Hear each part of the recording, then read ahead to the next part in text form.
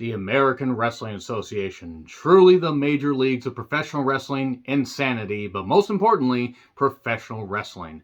I'm Charles Renton with my review of Tales from the Territories, AWA Bodyslams in the Heartland. Let me know your thoughts on this show in the comments, please.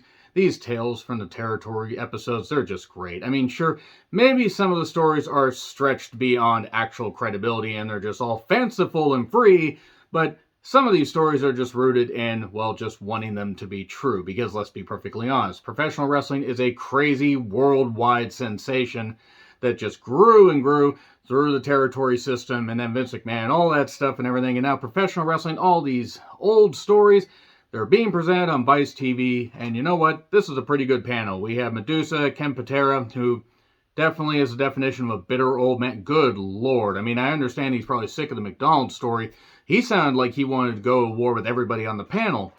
Jumping Jim Brunzell, Diamond Dallas Page, and Greg Gagne, who at times is credible and other times sticks up for his dad a little bit too much and doesn't want to admit that, well, his dad, late great Vern Gagne, maybe was a little bit too far back in the weeds, a little bit too far back to the point that he couldn't continue his territory. Nevertheless, without modernizing it, most of these stories have been told on, on the AWA documentary WWE did and various other shoot interviews, but a few neat little tidbits.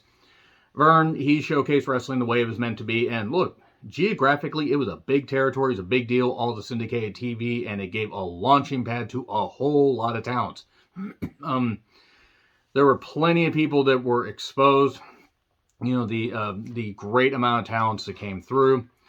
Greg grew up in the business, setting up the ring, and him and Jumping Jim Brunzell as a team. Jim was in football, was done playing football, and they were the high flyers, and they were a hell of a team. Going back and watching those matches, they were a hell of a goddamn team, especially for that time.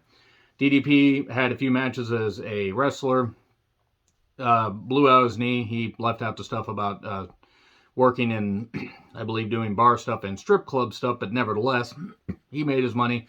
Now he's doing DDP. Why? Not DDP Yoga, because it ain't your mama's yoga. I got nothing against DDP. It's just he keeps rebranding himself a whole bunch. Now, nevertheless, he hurt his knee. He became the leader of the Diamond Exchange, the Diamond Dolls, all that stuff. He even had a midget on his team for whatever reason. He got his start there after working some independence. Medusa, Vern gave her a chance. She tells that story a little bit later on. Ken Patera says he wished he was known more for like the Pan Am Games and the other feats of strength and other stuff he did in wrestling instead of McDonald's. And they talk about training in the barn, the clips of Vern saying you got to learn how to fall. If you don't, you're going to get hurt. If you get hurt, you can't work. And if you can't work, you don't eat. Simple as that. And it was simple as that. So basically there were pigeons in the high rise and they were shitting all over, and there were chickens, all this chicken shit and everything on the ring mat. Again, Ken just sounding all goddamn crazy and all really like just absolutely just bitter as hell. And then Vern, the amount of Hall of Famers that he trained, they briefly told the story about Ric Flair saying, I'm going to quit. And Vern said, no, you're not going to. You're going to get back here and you're going to do this. Because he was rambling Rickus Rhodes. He wanted to be Dusty Rhodes' brother. And then he was dropping some weight and working more. And Vern stuck with him because he saw great potential in Flair. And thank God he did. Imagine if Ric Flair had not been involved in professional wrestling. Even though Ric Flair now is a shell of what he was. And there's a lot of stories coming out that prove that Ric Flair may have not been the best guy. In the ring, on the mic, good Lord. Wrestling would have been a whole lot different without Ric Flair. You talk about the Mad Dog plane incident. This has been talked about ad nauseum. I'm not going to go into too many details, but he drank a whole lot. He wanted to meet his fiance's family, and he drank there. He was given a couple Placidils. Jim Brunzell had him. He said he was Dr. Jim, but he never got caught for malpractice. Just telling the stories about how he just handed out pills freely. Not that he was the only one, and not that that was the only territory. Good God, look at world class. Look at the amount of people that died there. That episode's coming up later in the season. He meets his fiance's family, drinks a whole bunch. He is given a joint and then a Quaalude up and down, all around. Come on, defense work. Mad Dog was a lunatic anyway. He was near the end of his career, but he decided this great idea on this little commuter plane. They decided, hey, we got Mad Dog like this. We don't need to be keeping an eye on him. And suddenly it starts having turbulence. That's because Mad Dog has decided to open the door, the emergency door, and he's hanging out there. He's throwing the empty beer bottles, throwing his gear, throwing anything of his out. And he's just, I feel like flying. Mad Dog is a lunatic. They land. The cops are going to arrest him, or they say, you take him, you tie him down. And the pilots weren't very happy, but they had to make that emergency landing. So they tied him, he was behind the pilot, and then when they got off the plane, they ran, and they left him for the pilot to handle. Because funny! Leave a lunatic like Mad Dog Vachon like that. Good Lord. Yeah, Mad Dog was crazy, but you know what? Man, he drew a lot of money in the AWA. He was a big deal until that, I forget, was it a motorcycle accident or a car accident? It was something that took off the lower part of his leg. And they revisited that when Diesel and Shawn Michaels had their match of good friends, better than enemies, in your house. Not in your house, beware of Doge. That was later. Diesel, he ripped the leg off its hinges. He actually ripped the false leg off and tried to hit Shawn with it. Then Shawn hit him with it. And that's another story for another day. Medusa talks about getting her break in the AWA, working with Sherry. Medusa even admits she was green. Working with Sherry was great. Sensational Sherry. One of the true pioneers of women's wrestling, especially in the modern age. I still feel doesn't get her just due as far as being a manager, being a great in-ring talent. Thank God she got inducted in the Hall of Fame before she passed away.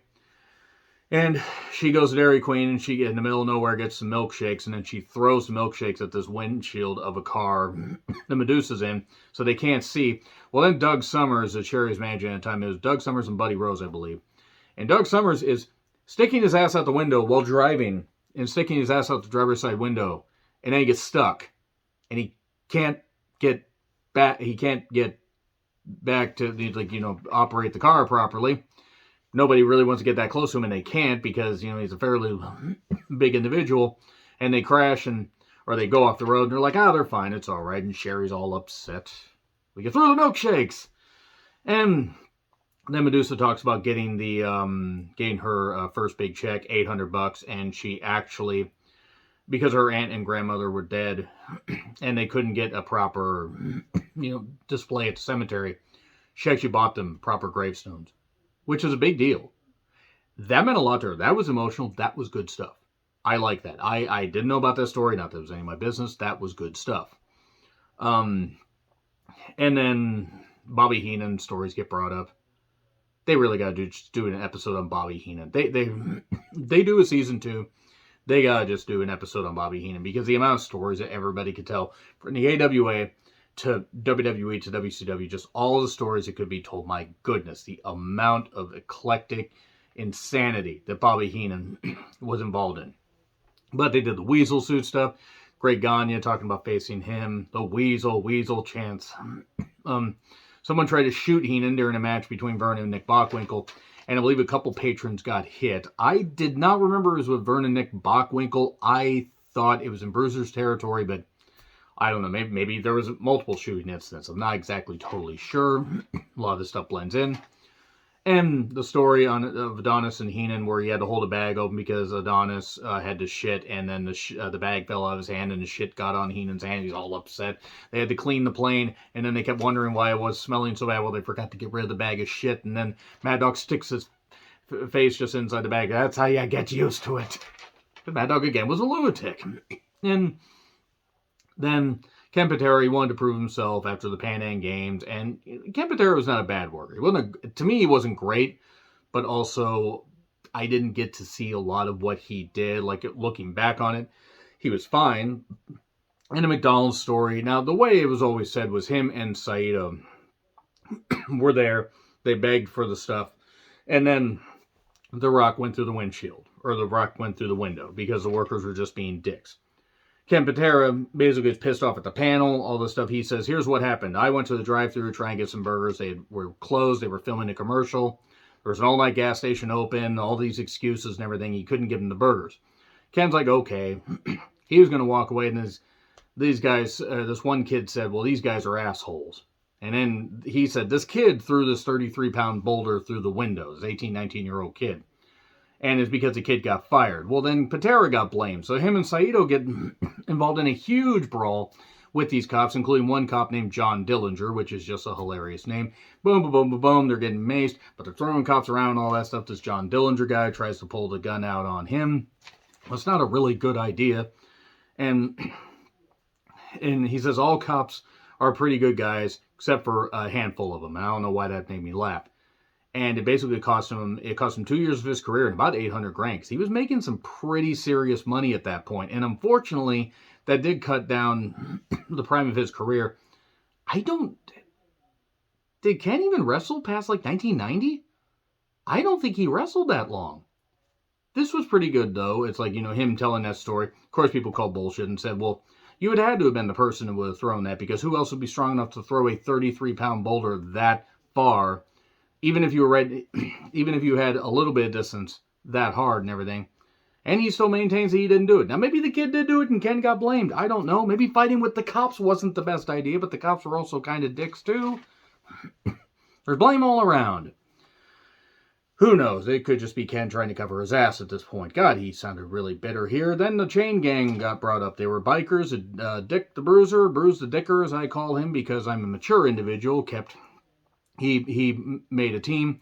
And these particular bikers, either Hells Angels or something, I don't know. They didn't say, and I'm not going to speculate. But they had Hells Angels on the back of their jackets or their colors or whatever they call it. And they just kept doing what they do. Now they got into a bar. They got in a fight with some actual bikers, and one guy, they got beaten up. One guy got shot in both legs, and one of them never wrestled again. That's a hell of a goddamn story, and they just kind of gloss over all that. By the late 80s, the AWA is having they're having financial issues. Vern Gagne was struggling to keep afloat. The whole thing of worldwide wrestling, was it worldwide wrestling or All American? It was All American Wrestling. It was all the tapes from the various promotions that were brought to give this national broadcast. But what it was Vince McMahon's Christmas list. Vince McMahon Sr. went on HBO and said, "This is what's going to happen, and we're going to do this to help you guys." But it's actually Vince McMahon Jr.'s Christmas list. He got all the talent. The legacy of the AWA will be, obviously, it fizzled out like a lot of territories, but there's a lot of rich history and a lot of really, really great stuff. I encourage you guys to check out the AWA special events. The Super Clashes, even though that was near by the time we got Super Clash 4, oh boy, that was dangerous. That was dangerously close to the dying breath because it was in April of 90. And then AWA Battle by the Bay, and AWA Wrestling for a Cure. Wrestling for a Cure in particular, if you can find the right one, it has all the old commercials from the original VHS, and it's goddamn hilarious. But AWA had left a hell of a goddamn legacy. Vern Gagne, was great stuff here. And now, Florida Championship Wrestling is next week. That will be interesting. Let me know your thoughts in the comments. Like, share, subscribe, Twitter handle in the description. I'm John Reckland. I'll see you soon.